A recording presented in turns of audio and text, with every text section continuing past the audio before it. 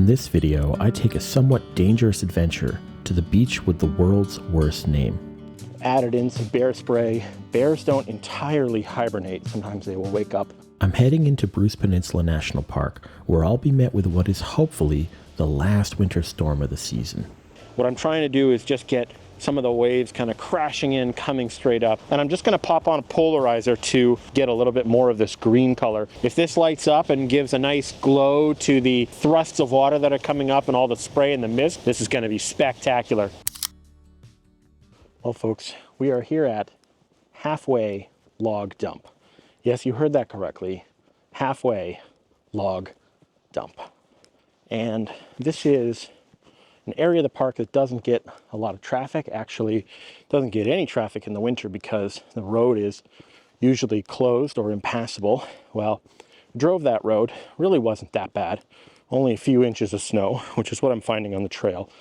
I've changed over a number of pieces of kit, so I've dropped a couple of lenses and added in some bear spray because, you know, it is March and there's snow on the ground, but the temperatures are warming a little bit and bears don't entirely hibernate. Sometimes they will wake up. I am, you know, making a lot of noise and I got my bear bell and all these other things. So bears don't usually choose to deal with humans. So hopefully that means that we don't see each other. I'm sure my British viewers will be delighted to hear that Halfway Log Dump Beach is just up the shore from Touching Cloth Bay. Oh look, a double-decker outhouse.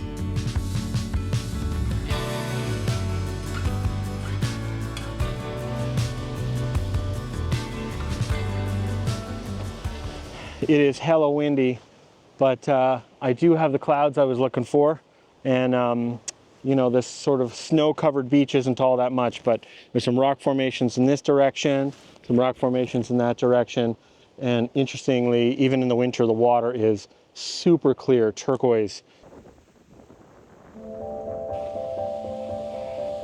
One of the key things that you want to always be concerning yourself with when walking around anything with snow is where you're stepping, because regardless of what type of picture you take, invariably you will have snow in it, and if you've trampled, you will destroy that sort of beautiful surface. So even though I'm looking for compositions, what I'm mostly doing is keeping my eye on the ground to make sure that what I'm stepping on isn't going to be something I want a photo of.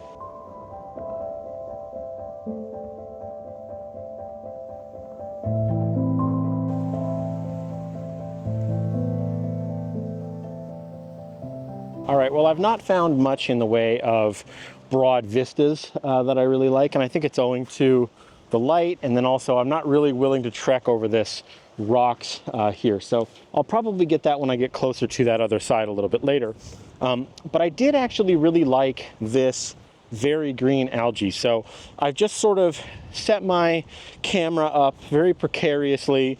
I was very precarious too, to sort of get a look of the, you know, the water with this algae in it flowing down towards the lake, and then enough kind of elements that have deep snow or ice on them kind of in the way to really give you this, I don't know, this dual sense of like it's frozen but there's life, and you know, I don't know what I'm saying there, but it's probably going to be like this sort of nice white and gray and blue with this wonderful band of green, and I've really got to accentuate that green. So what I'm actually going to do is wait for the light to be perfect, and I'm just going to pop on a polarizer to hope that I can cut out some of the glare, but really hope that I can actually just get a little bit more of this green color kind of popping through.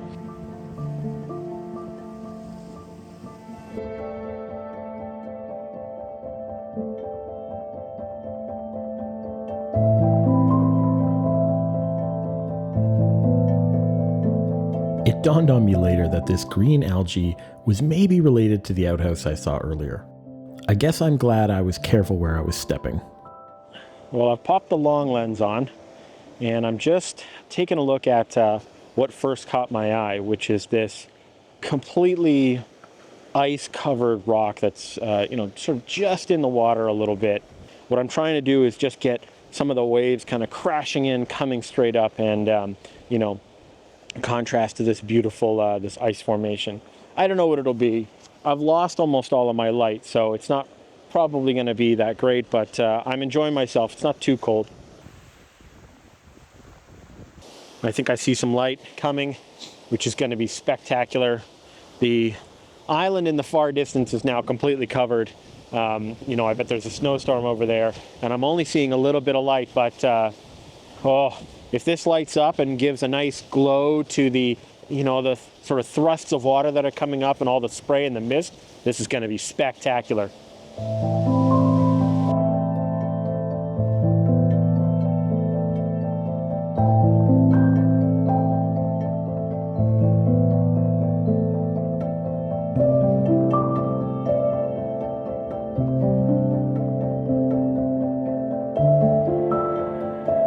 All right, well, I think the light is done.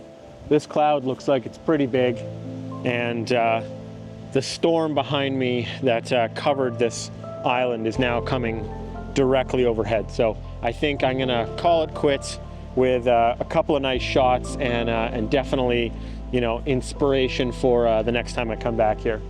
Thanks very much for watching. Bye for now.